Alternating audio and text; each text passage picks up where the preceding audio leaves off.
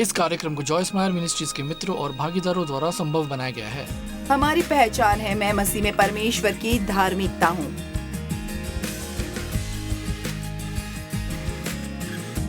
वो हमारी गलती को स्वीकार करते हैं और हमें उपहार के रूप में अपना अधिकार देते हैं। ठीक है,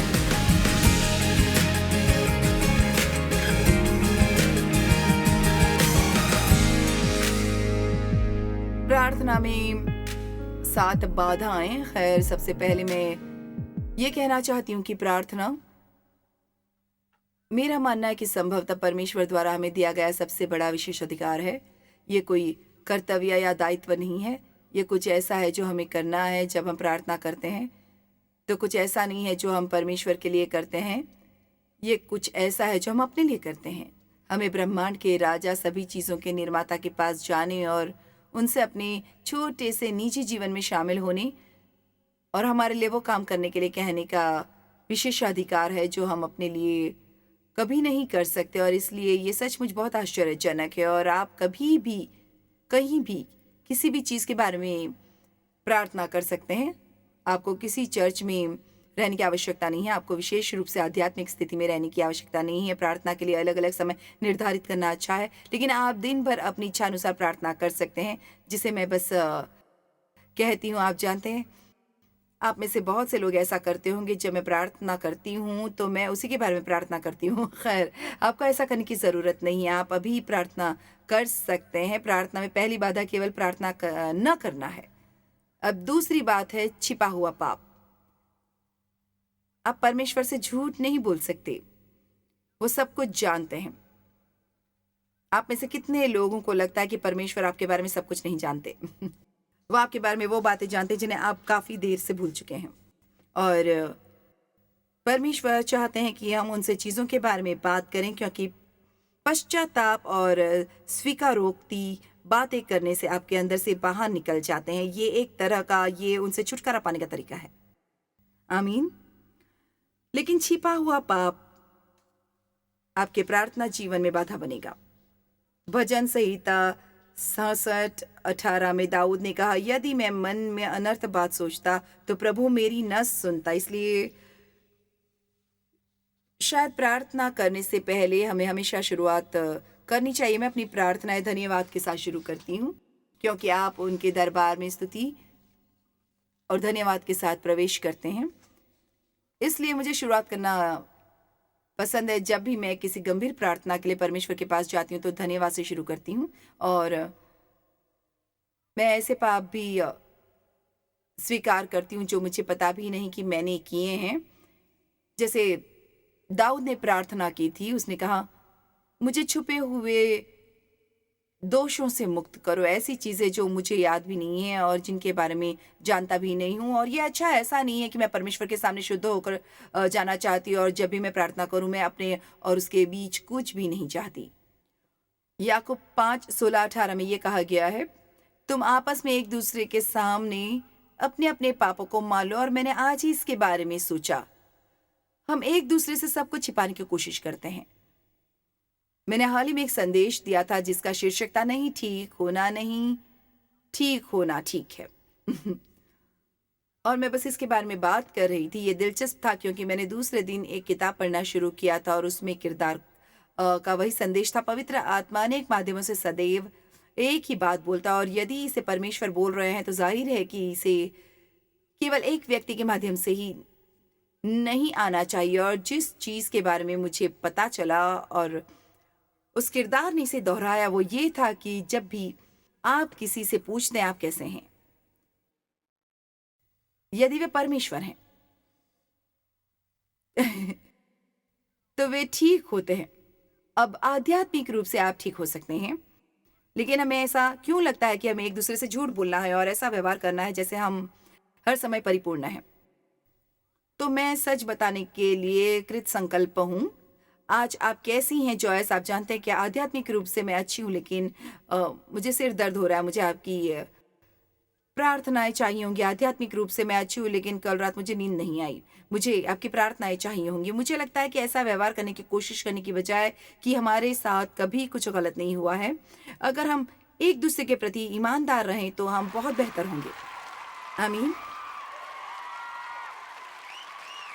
और मैं ये भी मानता हूँ कि जब आप किसी प्रकार के पाप से जूझ रहे होते हैं और विशेष रूप से यदि ये कुछ ऐसा है जिससे पार पाना आपके लिए वास्तव में कठिन हो रहा है, मुझे लगता है कि किसी और के पास जाने का सोचे, किसी जीवन साथी या किसी भरोसेमंद दोस्त के पास, या शायद आपका पात्र भी अगर उनके पास इस तरह की चीज़ों से निपटने का समय है, तो बस उन्हें बताएं। मुझे याद है कि एक बार मैं डेव के पास गई थी और मैंने कहा था, मुझे वास्तव में ईर्ष्यालु होने की वजह से कठिनाई हो रही है, और मैंने उस व्यक्ति का नाम बताया और मैंने कहा, मैं इससे उबर नहीं पा रही हूँ, क्या तुम मेरे लिए प्रार्थना करोगे? और क्या आपको पता है, उसके बाद मुझे कभी कोई अन्य समस्या नहीं हुई।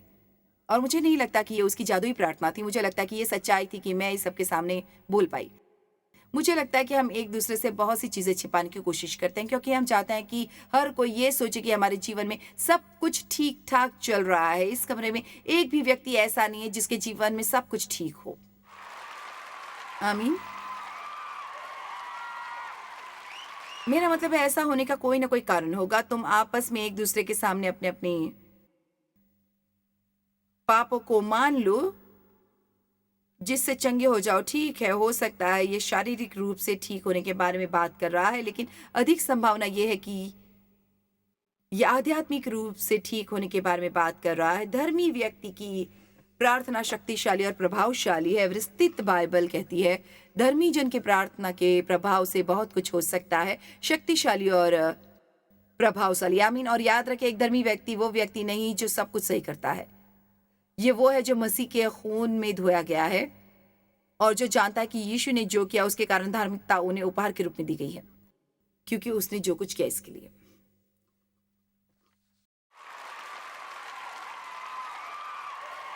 क्या आप जानते हैं ये कितना अद्भुत है? हे परमेश्वर, ऐसा क्यों है कि आप चर्च जाते हैं और सभी चर्च नहीं बल्कि कुछ चर्च है वे आपसे केवल इस बारे में बात करना चाहते हैं कि आप कितने भयानक हैं।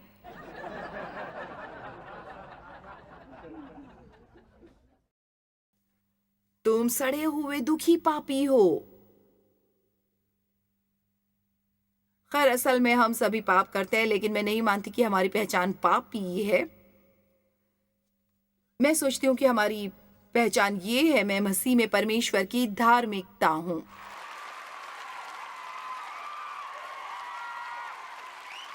वो हमारी गलती को स्वीकार करते हैं और हमें उपहार के रूप में अपना अधिकार देते हैं। 2 कुरिन्थियों 5:21, जो पाप से अज्ञात था उसी को उसने हमारे लिए पाप ठहराया। मसीह ने सिर्फ आपके पापों के लिए भुगतान नहीं किया, वो पाप बन गए कि हम उसमें होकर परमेश्वर की धार्मिकता बन जाएं। ये ऐसा है कि और जब आप वास्तव में ये बातें कहते हैं और आप सोचते हैं कि वे क्या कह रहे हैं, तो ऐसा लगता है कि हम नाखुश कैसे हो सकते हैं।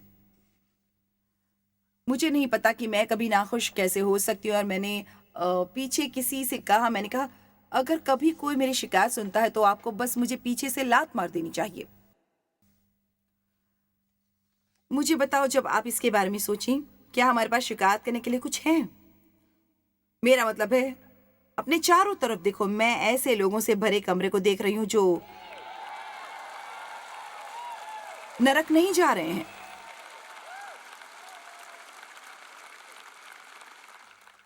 जब आप इसके बारे में सोचें, क्या हमारे पास शिकायत करने के लिए कुछ है?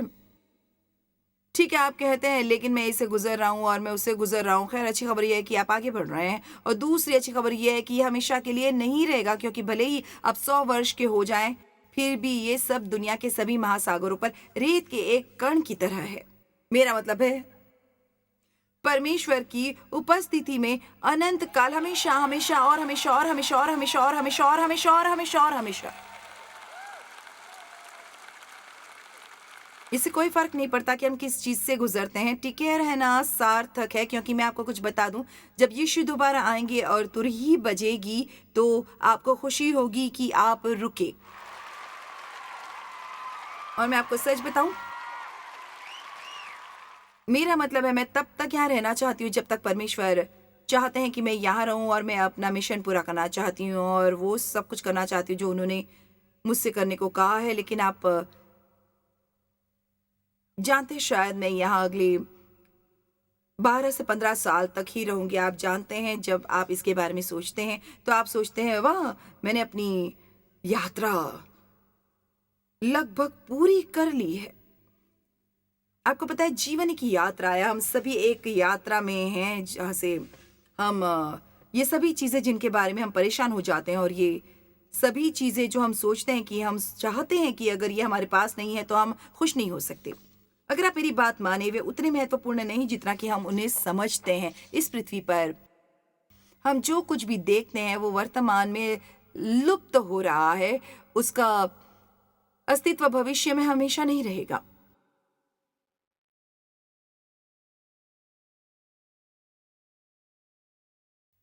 छिपा हुआ पाप, इसे सामने लाओ, परमेश्वर इसे वैसे भी जानते हैं। बाइबल कहती है कि एलिया बिल्कुल हमारी तरह एक इंसान था, अपूर्ण। अपूर्ण।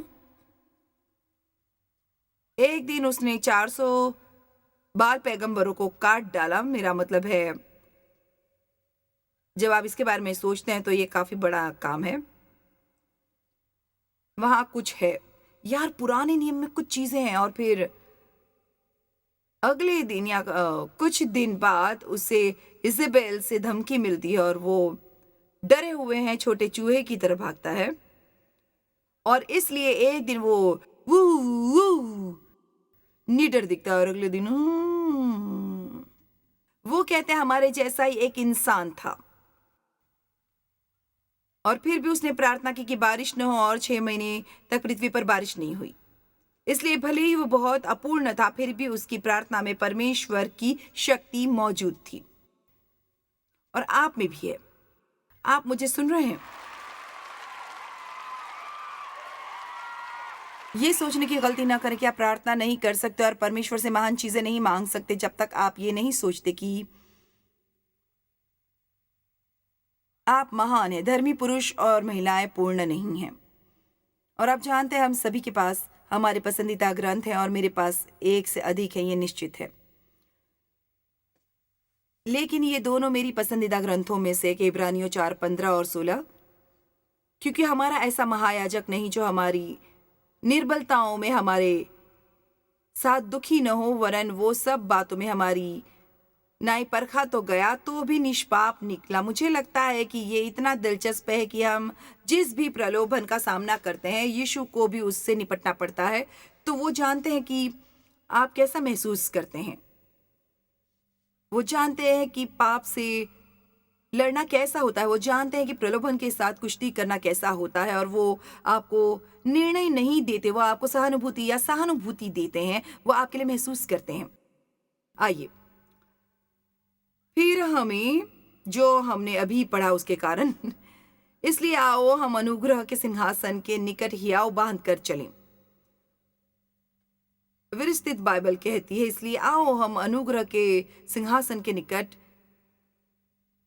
हियाव बांध कर चलें कि हम पर दया हो और वो अनुग्रह पाएं जो आवश्यकता के समय हमारी सहायता करे।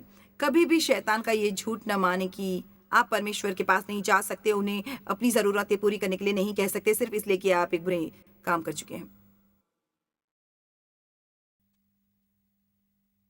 आप लोग इतने शांत क्यों हैं?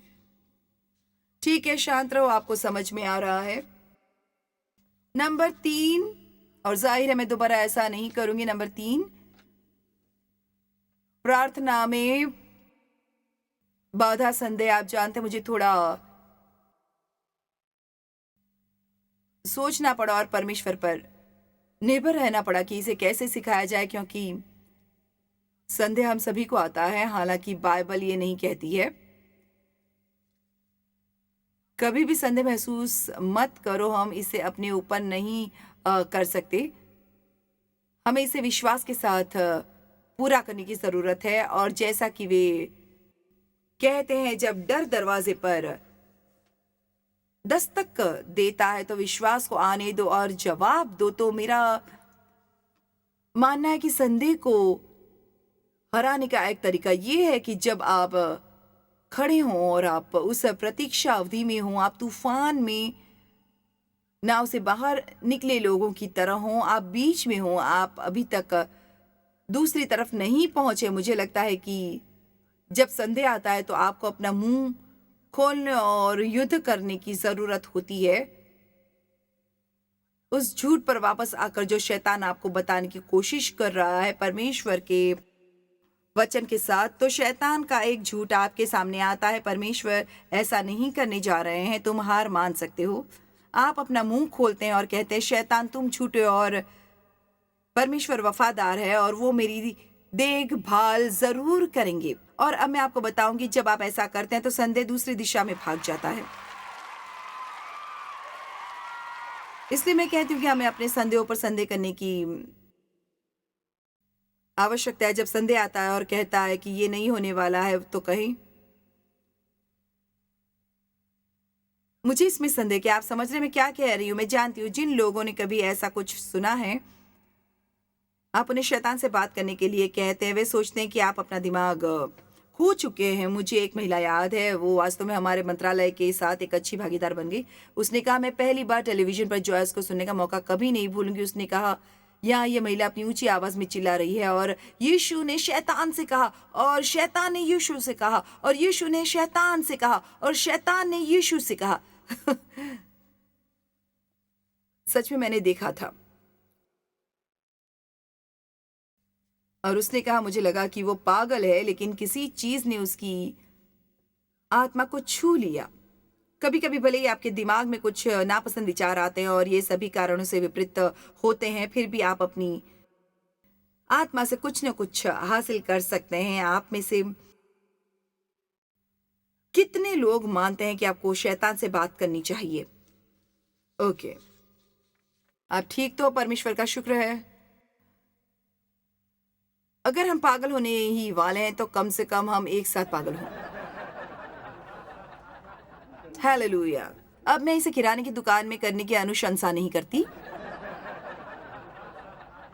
इसे वहां करें जैसे आपके रिश्तेदार के घर पर जो पहले से ही सोचते हैं कि आप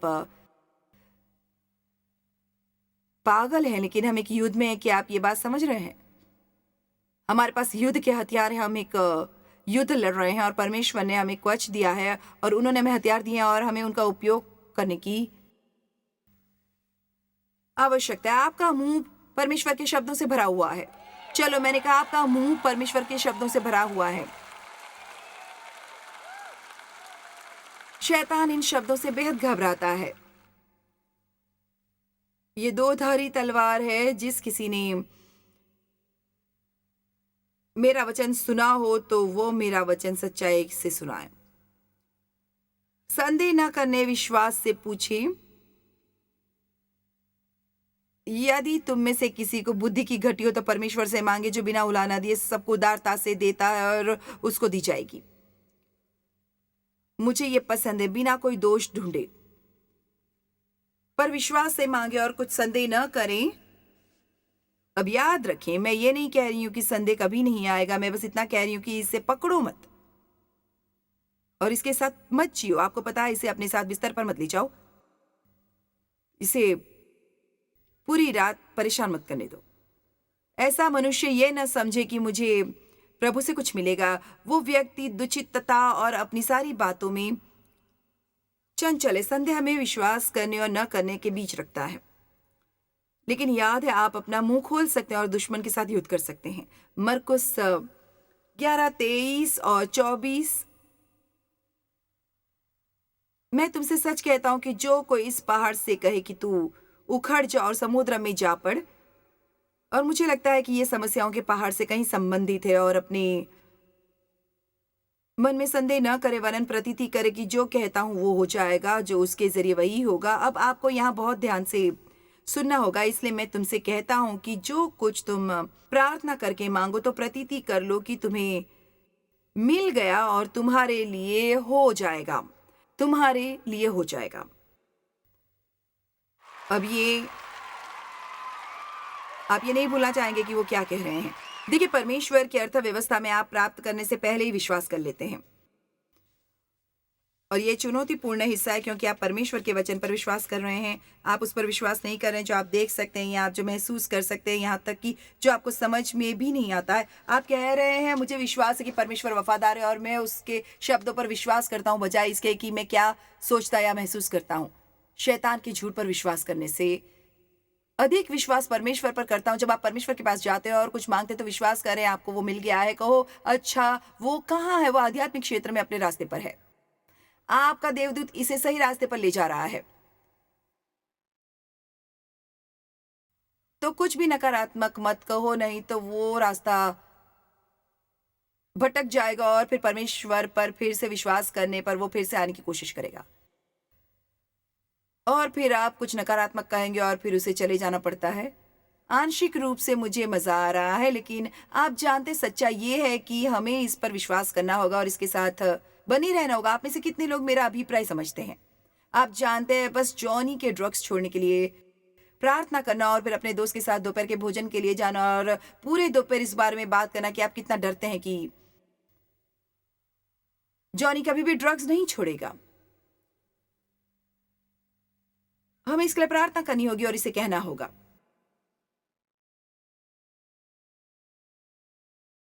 जब संध्या आपके पास आए तो अपना मुंह खोलें और कहें मुझे विश्वास है कि परमेश्वर काम कर रहे हैं।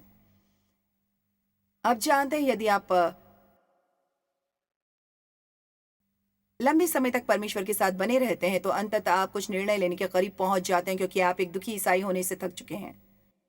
एक दुखी पापी होना एक बात है, एक दुखी ईसाई होना दूसरी बात है। और हम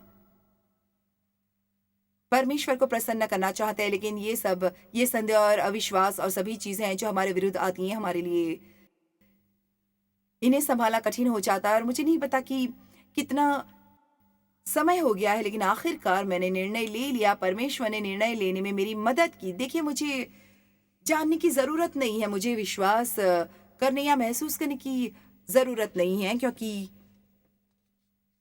मैं जानती हूँ। अय्यूब ने कहा, सबसे बुरे दौर में जिसकी हम कल्पना भी नहीं कर सकते हैं, मुझे तो निश्चय है कि मेरा छुड़ाने वाला जीवित है। देखिए, मैं नहीं जानती, मुझे पता है कि यीशु वापस आ रहे हैं। मुझे पता है हम यहाँ नीचे की चीज़ें जानते हैं और अच्छा होता अगर हम यहाँ जो कुछ है उस पर अधिक विश्वास करते बजाय इसके कि यहाँ क्या है। बिल्कुल ठीक, बिल्कुल ठीक, ठीक है, मैं सहमत हूँ। देखिए, जब परमेश्वर आपसे कुछ ऐसा कहते जो अनुचित है तो अपने दिमाग से ये ना पूछे कि वो क्या सोचता है। आपके दिल में भी चीजें हैं। आपको अपने दिमाग की बजाय इस बात पर अधिक ध्यान देने की जरूरत है कि आपके दिल में क्या है। क्या आप मेरे साथ हैं? एक पादरी ने मुझे एक बार बताया था कि वो बाइबल कॉलेज गया था और ये एक बहुत बड़ा प्रसिद्ध बाइबल कॉलेज था। मुझे अब भी उसमें दाखिला नहीं मिलेगा, लेकिन उसने हमेशा से सेंट लुइस वापस आने और एक चर्च शुरू करने की योजना बनाई थी और कॉलेज में लोग उसे बहुत पसंद करते थे। और जब वो बाइबल कॉलेज से स्नातक हुआ तो उन्होंने उसे बहुत अच्छे वेतन और लाभ के साथ वहाँ के चर्च में बहुत अच्छी स्थिति की पेशकश की। तो फिर वो भ्रमित हो गया। मुझे नहीं पता कि अब क्या करना चाहिए। क्या मुझे यहाँ रहना चाहिए? क्या मुझे सेंट लुइस जाना चाहिए? वो सलाह के लिए एक दोस्त के पास गया और दोस्त ने कहा, अपना दिमाग बंद करो, किसी शांत जगह जाओ, अपना दिमाग बंद करो और देखो कि तुम्हारे दिल में क्या है। खैर, वो सेंट लुइस आया $13, एक पत्नी और 2 बच्चों के साथ, और अंततः सेंट लुइस में सबसे बड़े चर्चों में से एक का निर्माण किया। आमीन। क्या आप मेरे साथ हैं जब मैं कहती हूँ अपना दिमाग बंद कर ले, शांत हो जाएं? पता लगाएं कि आपके दिल में क्या है। देखिए क्या फिट बैठता है। आप जानते हैं कि मैं कैसे जानती हूँ कि क्या उपदेश देना, और मैं बहुत उपदेश देती हूँ, तो ये मेरा मतलब है मेरे लिए एक सप्ताह में 7 अलग अलग चीज़ों का प्रचार करना सामान्य नहीं है। और मेरा मानना है कि जब भी मैं उपदेश देने के लिए उठती हूँ तो मुझे सही लोगों के लिए सही समय पर सही शब्द मिल जाते हैं। अच्छा, मुझे ये कैसे पता चलेगा? आप जानते हैं, जब मुझे मिलता है मेरा मतलब है निश्चित रूप से मेरे जीवन में इस बिंदु पर मुझे ऐसा कुछ नहीं मिल रहा है जो बिल्कुल नया है। मैंने हर उस चीज़ पर उपदेश दिया है जो मुझे लगता है कि बाइबल में है, इसलिए जब परमेश्वर मुझे एक नया रहस्य उद्घाटन देते हैं तो मुझे खुशी होती है कि आप जितना सोचते हैं मैं उससे कहीं अधिक रोमांचित करती हूँ। मुझे अपनी फाइल कैबिनेट से 4 या 5 या 6 संदेह या श्रृंखलाएँ मिल सकती हैं और मैं उनके साथ बैठती हूँ और पढ़ना शुरू करती हूँ और मैं बता सकती हूँ, कभी-कभी मैं कहूँगी, नहीं ये वो नहीं है, नहीं ये वो नहीं है, मैं ये पता लगाकर बता सकती हूँ कि क्या ये फिट बैठता है। देखिए, आपको ये करने की आवश्यकता है, आप ये पता लगा सकते हैं कि आपको मंत्रालय में क्या करना है या क्या फिट बैठता है या क्या सही लगता है या क्या आरामदायक है। जब आप बाहर जाते हैं और कोई नया परिधान खरीदते हैं तो आप खुद ऐसा नहीं खरीदते जो असुविधाजनक हो। कम से कम मैं ऐसा नहीं करती। जब मैं छोटी थी तो मैं ऐसा करती थी। मैं सुंदर दिखने के लिए तब तक असहज रहूँगी जब तक यहाँ तक कि मैंने 3.5 इंच ऊँची हील पहनकर अपने पैरों को लगभग बर्बाद कर लिया था। अब ऐसा नहीं करती, अब मुझे आरामदायक जूते पसंद हैं। हमें बस थोड़ा धीमा होने की ज़रूरत है। और ये मत सोचिए कि बनाना होगा। जब आप किसी उत्तर के लिए दबाव डालते हैं तो वो शैतान है, परमेश्वर नहीं। परमेश्वर आपको समय देंगे, उनसे सही बात सुनने के लिए।